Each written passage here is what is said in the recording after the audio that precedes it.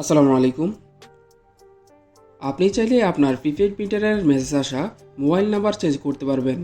সেজন্য আপনার Android mobile DPDC AMI customer app play store থেকে ডাউনলোড করে নেবেন। অ্যাপ রেজিস্টার করে নেবেন। রেজিস্টার করতে সমস্যা হলে চ্যানেলের পূর্বের ভিডিও আছে, দেখে নেবেন।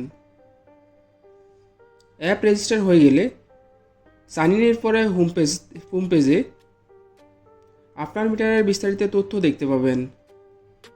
নিচে গেলে ম্যানেজ প্রোফাইল ও আপনার মিটারের তথ্য দেওয়া থাকবে।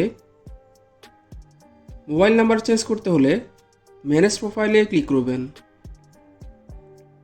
এখানে প্রোফাইল ও আপডেট পাসওয়ার্ড অপশন থাকবে, চাইলে এখান থেকে পাসওয়ার্ড আপডেট করে নিতে পারবেন।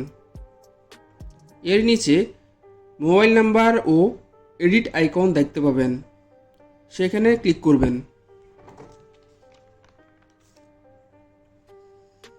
এখানে বর্তমানে কোন নাম্বার আছে এবং যে নাম্বারটি পরিবর্তন করে নেবেন তা এখানে দিবেন। এরপরে সেন্ড ভেরিফিকেশান কোড এখানে ক্লিক করলে ওই নাম্বারে একটি ওটিপি যাবে। ওটিপি দিয়ে সাবমিট করলে আপনার মোবাইলের নাম্বারটি সাথে সাথে আপডেট হয়ে যাবে।